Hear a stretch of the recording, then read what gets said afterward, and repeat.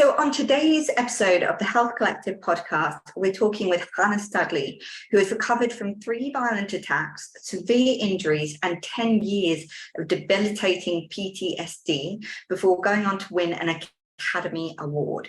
She's turned her experience and insights into best-selling novels, and she now speaks with us today on how she made that turnaround in her life.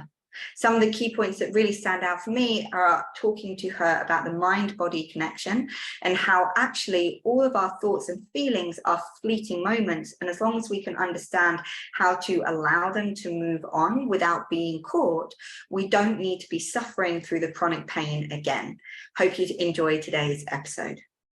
So hi and welcome to today's episode of the Health Collective podcast. As I've already said, we are joined by the wonderful Chana Studley, and she is here today to talk about her own experiences, but also some advice and guidance that she can help all of you on in terms of your bodies, whether it be chronic pain, whether it be your minds and how we process certain feelings and thought processes, but equally various different things that may have happened in your past that are still holding you back from achieving the future that you desire. So first of all, a massive thank you and welcome to the show.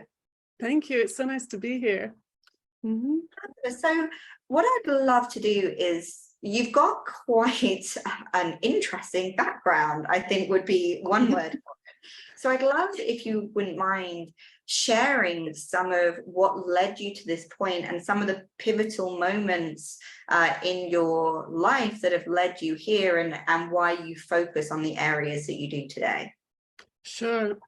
So just a quick little bit of background. I grew up in England, and I went to Manchester University where I studied textiles. So I thought my career was going to be in something creative. I knew it was going to be something using my hands. I have gifts with my hands. And I moved down to London afterwards and started working in the theatre. So I kind of had 2 careers, because I was working in the entertainment business and I also trained as a coach back in Manchester. So I kind of had these 2 careers. One is going in the entertainment business, which took me from West End theatre in London, doing museums, to then studying movies. And I had a 20-year career doing special effects in movies, which then took me to California. So I lived in Los Angeles for about 16 years. But in between those projects, I was always doing coaching and counseling with people, because not every movie has the kind of special effects I was doing. I was known for making copies of real animals. I did animatronics. I worked for Jim Henson's Creature Shop a lot of the time. So we're doing very sophisticated puppets. And then in between those movies, I would work with different organizations doing counseling with people with trauma and addictions and relationship problems, all kinds of things. So it really kept my feet on the ground. You know, one minute I'm working with Eddie Murphy or John Travolta, and then a couple of days later I'll be, you know, at the Boys and Girls Club helping kids with their homework. So it was actually a really great thing. So that continued for probably 20, 25, almost 30 years. And one thing I've left out is that in my early 20s, I was mugged 3 times. I suffered a lot of trauma in my early 20s, and I had some severe injuries. My skull was fractured. The first one, my neck was broken. C2 and C3 were cracked through. And in the second one, I was slammed on the ground by 3 men who attacked me out of nowhere. And I have 3 herniated discs in my back. So whilst I was working on movies and coaching people and doing all these fun things, I would have these massive pain flare-ups. I had a walking stick by the time I was 27 years old.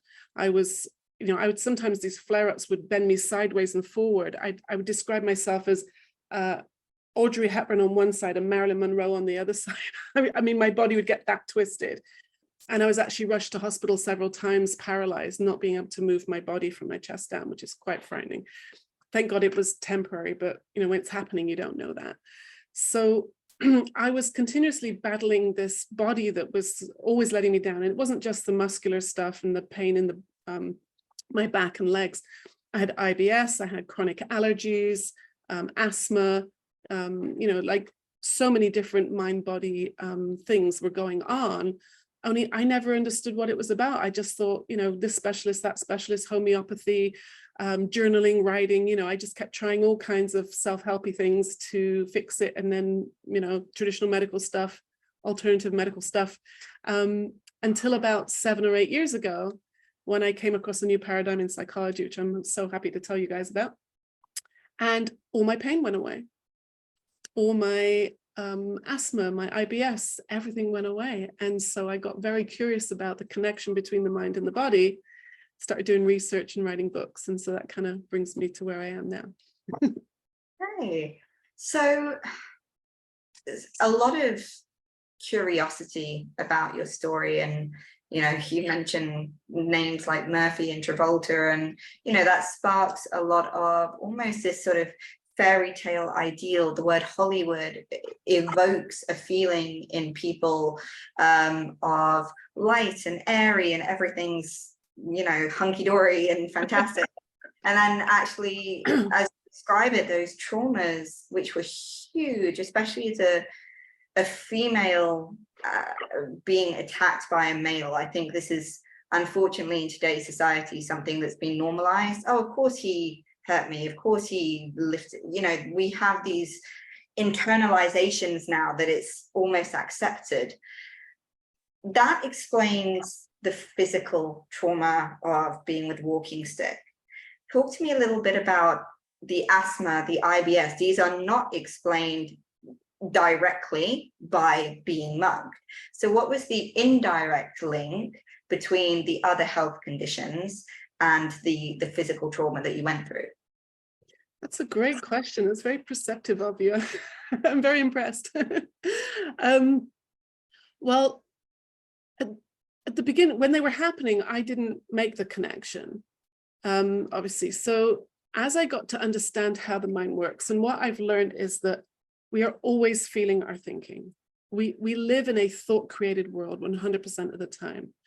So I see all of those physical things, whether it was the back pain, the IBS, the allergies, the asthma, they were all signals. They were the way my body was trying to get my attention. Now, when I would tell an osteopath or a chiropractor or my doctor about, what was going on, and then I'd give them medical history, they'd say, oh, well, the reason your arm is numb is because the nerves for your arm come out of your neck where your neck was broken. Or, well, you have these allergies because there's something wrong with your sinuses.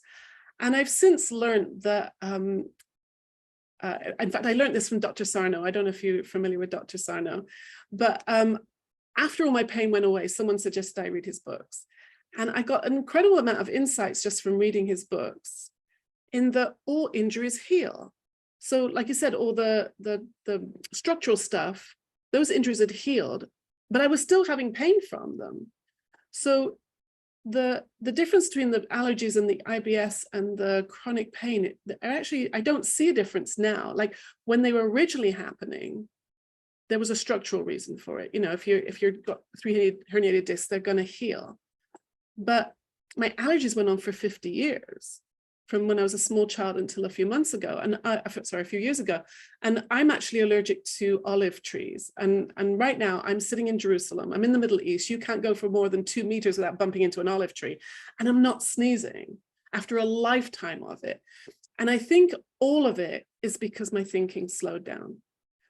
Whilst I was going through life not feeling safe, and I don't necessarily mean danger either, because I got over the PTSD stuff a long time ago, but not feeling safe in terms of, making a mistake, being perfect, got to do the right thing, like in my job, it was very competitive working in Hollywood. So, as soon as I didn't want to do it, there were 20 people who'd want to take my job, so I was always, had to do it perfectly, can't make a mistake. So all of that information is kind of sending danger messages to the brain. I've learned now that the brain it doesn't speak English, doesn't speak French or Spanish or Hebrew or anything else. It has to rely on my 5 senses for information. So if the information it's getting from my sensing the world is wrong, something's wrong, something's going to go wrong, then that interprets that as danger, puts me into fight or flight, and sets off all these other physical reactions. Now, why some people get allergies and some people get migraines and some people get IBS and other people get, foot pain. I asked a medical doctor that once who specializes in mind body chronic pain. He said, we don't know. And to be quite honest, I don't think it really matters in terms of understanding it. All I need to know is my body is screaming at me. My body screamed at me for years and I didn't understand. But then once I started seeing that my thinking was going way too fast and I was scaring myself with my own thinking, then the pain kind of disappeared. The IBS disappeared because it wasn't needed anymore.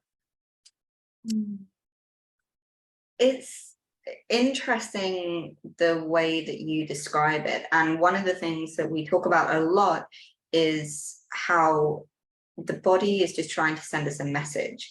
Pain is actually not the enemy. Pain is exceptionally useful, whether that's pain in the sense of being afraid, being angry, physical pain, whether it's guilt, rejection. These are all feelings that most of us try and either distract from or numb ourselves from, rather than hearing the fact that there is a message that we need to listen to, telling us to usually change either our behavior or our belief, one of the two. So what was it that happened in your life that triggered the realization that these were messages? What was it that led, because a lot of people will go through their life never knowing that that's a message. So what happened that taught you to listen? Yeah, well, I think it was coming across this new paradigm in psychology that I mentioned earlier. It's called the 3 principles. And I had been in the self-help, personal transformational world for 30 years. And I tried everything, Course in Miracles. I have a diploma in Enneagram diagnostics. I'd done a ton of meditation. In California, there was everything you could possibly think of, doing silent retreats in Santa Barbara. And now we're off listening to Marianne Williamson. And, people got their bit red string around their wrists and they're writing and journaling. And, there was plenty. And I prided myself on being a searching kind of person. I realize now that I wasn't very good at it because I searched for 30 years. I've stopped searching because you see, all of those techniques and methods and modalities, they were all pointing at a misunderstanding. And the misunderstanding is that there's something wrong with my thinking. Now, I had got to the place where I realized the problem wasn't out there. For years, I was trying to fix the boyfriend, the job, the politics, you name it. If only they would behave, then I'd be okay. Right? Lose a few pounds, get a better job, whatever it was. We all have things that we think is going to make it better. And I got to the place where I realized that that's not where the problem is. The problem was in my thinking. So I got very expert at thought hygiene, right? Wasn't allowed any, if you have a negative thought, here's a technique, a tool to get rid of that, which is exhausting. So the real pivot for me was when I had this massive insight, when I realized from these new teachers that I found, where I learned that thought is always moving. Thought is a spiritual energy. And I have no idea what I'm saying right now. I usually start moving my hands around when we start talking about spiritual energy, because who knows what that is, right? But it's this kind of formless spiritual energy that we are blessed with. And as it comes through my mind, my little screen of consciousness, it takes a form. Now, that form might be a thinky thought like do the laundry and no, I don't want to walk the dog. Those kind of thinky thoughts. We have millions of them all day long.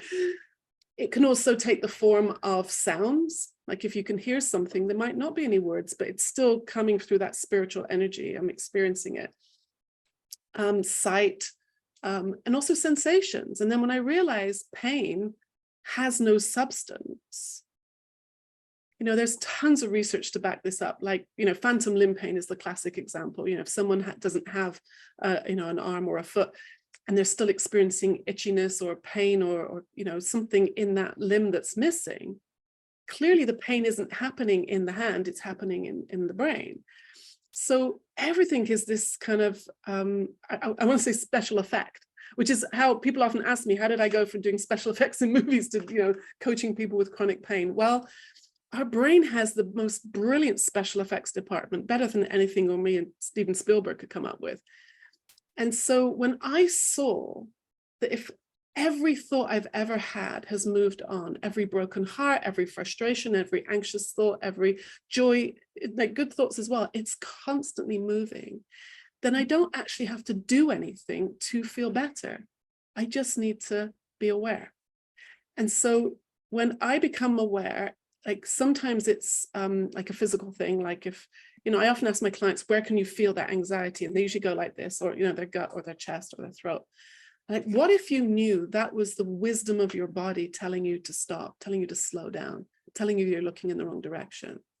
So I can still get the odd twinge every now and again, but it's just a message. It's like tapping me on the shoulder, telling me to stop and slow down.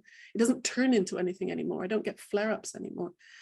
And the other way I can tell is by how it feels. Negative thinking feels heavy. It feels intense or urgent sometimes. So the minute I get an urgent thought or a heaviness to my thinking, that's another little tap on the shoulder saying, hey, what's up? What are you up to? Where are you going with that? And then as soon as I become aware of it, it's moved on, and you come back to your innate well-being. Everybody has innate well-being underneath all that stinky thinking. Mm. So this paradigm that you've sort of been describing and understanding how you work with women, you mentioned there were sort of three principles, three sort of keys behind that. So if you were to sort of summarize what those three principles look like, how you would, let's say, take someone and work through the three principles with them, what might that look like to someone? Because for coaching, counseling, therapy, for most people, being aware of the difference is not something that we do most days. Therapy is a very traditional form. Counseling is a very traditional form. And my belief is always that therapy is very look back and allow you to just look back, whereas coaching is look back, but use that to move forward. So what would these three sort of principles look like in practice?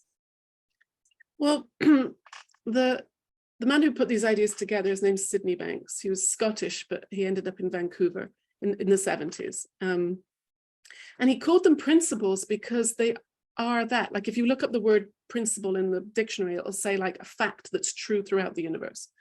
So if you were to boil down everything from Freudian analysis to NLP, CBT, DBT, EMDR, EFT, BBC, ITV, right, whatever, and acronym you want to come up with, you will come back to mind, thought, and consciousness.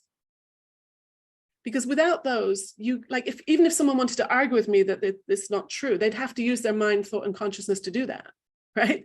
So when I'm working with clients, the work is very much conversational, and we talk a lot in analogies and metaphors because that's the language of the spirit. It's just the best way. And I'm not a big fan of taking my clients back into the past because the past doesn't exist. And there's no healing there. In fact, going back to the past, that's when you're going to get that heavy feeling and that intensity. And then my body's going to start screaming at me. So I don't do that, right?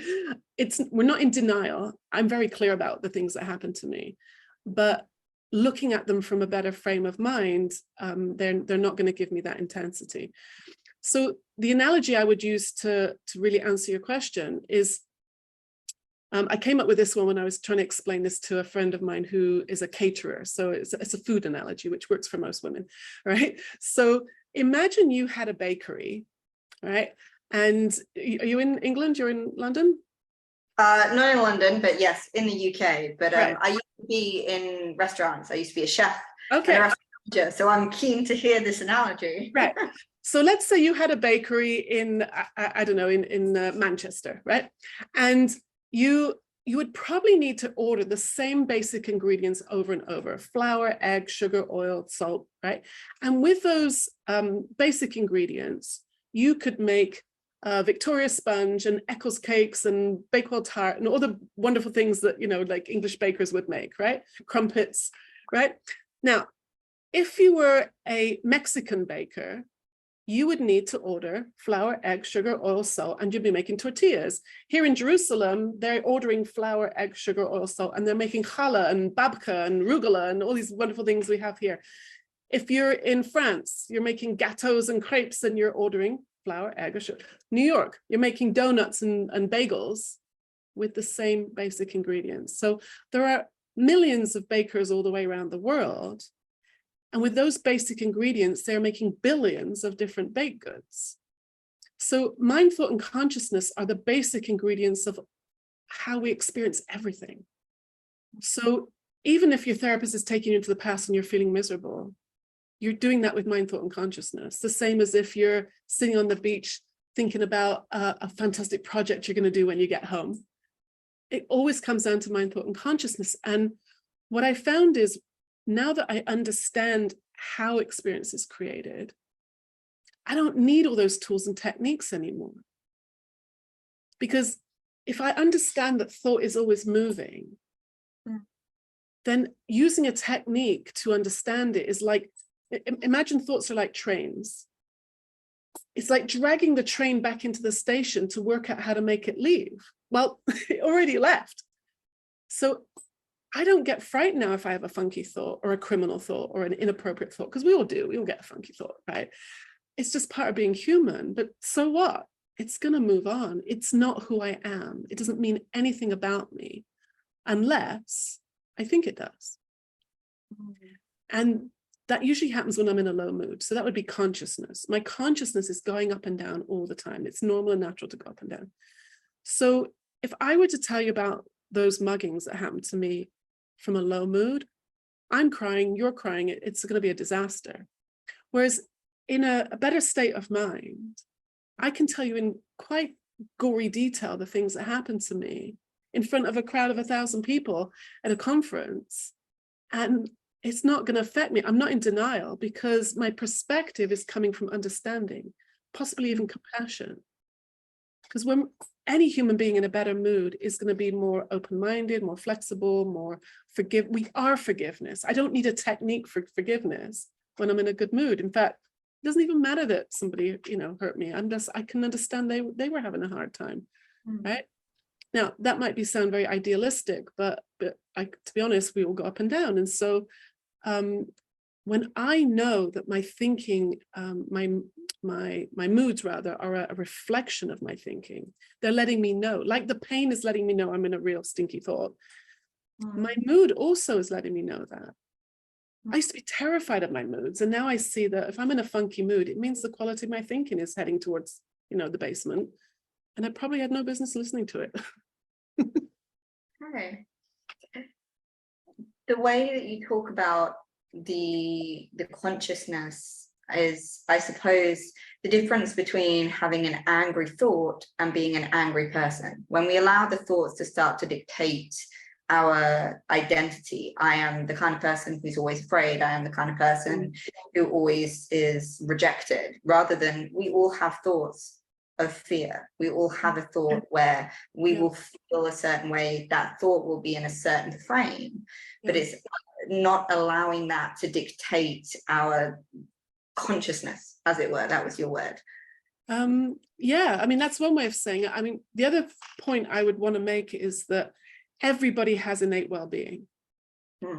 Like, nobody is garbage, nobody is rubbish, right? So when we feel that we are worthless, or we messed up again, or that life is too scary and anxious, then I can see now that that's just the thought I'm feeling in that moment. It's not who I am.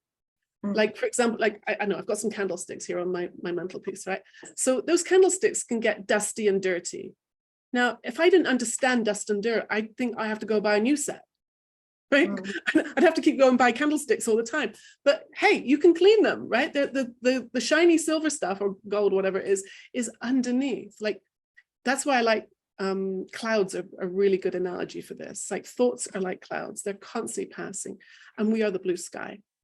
And even if there is the worst rainstorm and thunder and lightning, we have terrible storms here in the winter because we're up a mountain. And I lived in Manchester for many years when I was in university. And I learned all about rain there, right? There's all different kinds of rain in Manchester, right? Now, if you didn't understand weather cycles, you might think that, you know, this is the thunder and lightning and storms.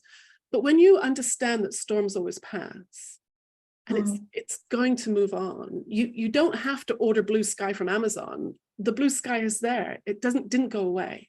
We are the blue sky. So even if we get caught up in our thinking, which we all can, if I can hang on to that grounding that I know it's going to pass, that whatever I'm thinking is not me, it's just an illusion I just bought into for a few minutes or days or weeks or decades, if you think about my teens, right? Then I know I can come out the other side of it, which brings hope, which makes it move even faster. And you come back to your innate well-being really quickly. Like that, and that's resilience. Everybody has resilience. Just sometimes we don't think we do. And then we're feeling our thinking in. So if the thoughts are the clouds that are moving past, and the consciousness is our perception of the clouds, essentially, we perceive that cloud to always be there, therefore we're always in that low. So our consciousness is our perception of the cloud. Because these are all quite esoteric words that, you know, all the three principles. So that leaves us with a last principle, which is the mind. Right. So what is the difference between the mind as opposed to the consciousness and the thought? Right. I'm loving your questions. So mind, when I first came across these ideas, I wondered like why he called it mind, because like you said, they're very esoteric things. So why didn't he call it, you know, wisdom or grace or, you know, essence or something like that? And then I realized he would always talk about universal mind. These are universal principles, right? And universal intelligence. So what he was pointing to was that source of everything. Now, some people call that God, some people call it higher power, other people can call it wisdom, intelligence of the universe. It really doesn't matter what you call it. As long as I started to see that there was some loving source that was taking care of me. That even in the times when I felt like I'd wake up, I mean, in the depths of my PTSD, I had PTSD for like 10 years. And I'd wake up and I'd cry for hours and I still didn't have a reason to get out of bed. And even in those worst times, I was taken care of. Whether you call it a guardian angel or you just call it, I don't know, fate, doesn't really matter what you call it, you know, there's something taking care of us, unless I don't think there is. And that's usually when I've got caught up in my thinking, I kind of feel disconnected. But when I know that I can never be disconnected, in fact, these are, we kind of giving them different names, but they're not separate things. They're all kind of merge, you know. There's a universal loving intelligence that is already making my heart beat and digesting my lunch and giving me my neurons in my brain are working so I could speak and talk to you guys, right? There's some kind of intelligence in that system. And what I've noticed by talking to a lot of people with anxiety for many years now, whether it's health anxiety or just general anxiety, social anxiety, there's different driving anxiety, there's all different kind of names for it, versions. What if I knew it's all the same thing? What if I knew it's just a misunderstanding of how this all works? And then we get frightened. And I've forgotten that there's some loving intelligence that's there to take care of me. So it's not a religious thing. I remember talking to a guy once who was a physicist, and we started talking about physics and how, you know, I can remember from high school physics class that, you know, everything's made of atoms. And when atoms move very fast, they appear solid. So my phone looks solid, I can tap it, but it's actually made up of a billion zillion atoms spinning around very fast. And that's kind of what happens with our thinking when our thinking starts getting really fast, which is what anxiety is. Problems seem very real. But it's an illusion, because when they get you know, those super duper magnetic microscopes and they, like, you know, look at something solid and they see there's atoms, and then inside an atom, inside an atom, apparently there's nothing, it's just energy. And so when our thinking slows down, we just come back to love and innate well-being, and that's who we really are. Well, on that note, I think that's a fantastic, sort of beautiful ending for today's episode. And it's been really fascinating hearing your take on how the mind-body connection works, and actually the mind being ours, but almost part of something that is more universal. The mind, your mind is my mind is somebody else's, and that mind is there as part of, as you say, religions are institutions that take belief systems. So whatever your belief system is listening to this, it's about understanding that your energy is connected and it is taken care of, and it is safe. And it's been fascinating listening to your story from Hollywood to here. And if people wanted to talk to you more or find out anything more about what you do, what's the best way for them to get in contact with you? Yeah, thank you. So I'm on Facebook. You can find me on Facebook. I have a group, has about 3,000 people in it. So just find me and friend me and I can put you in the Facebook group. I have a website. It's my name, Chana Studley, CHANASTUDLEY.com. I have 3 books out. The first one is called The Myth of Low Self-Esteem. That one's kind of about trauma and set mostly in the UK, a little bit in Australia and New York. The second one is called Painless. That one's, they're all novels. They're all like adventure stories, because I find it's really good to have characters do the suffering and the searching and the happy ending, and so you can follow along with the characters. So Painless is set mostly in Australia, a little bit in New York and LA. And then the most recent one is called Very Well. And that one's about hormones, because, so many of us have had hormone difficulties, from PMDD, which is a diagnosis, to postpartum depression, perimenopause, menopause. When you understand what's happening, like with most things, the severity of the symptoms can go away. So the latest one is about a woman suffering menopause and her 2 daughters. So they're all on Amazon. And I have a membership group where I have, videos and coaching and stuff. So if you go to my website, all of the information about this stuff is on the website. Fantastic. Well, thank you so much to Chana for joining us today, and thank you to everyone for listening. And I really look forward to seeing you all on the next episode of the Health Collective podcast. And in the meantime, have a fabulous day. Thanks. Bye.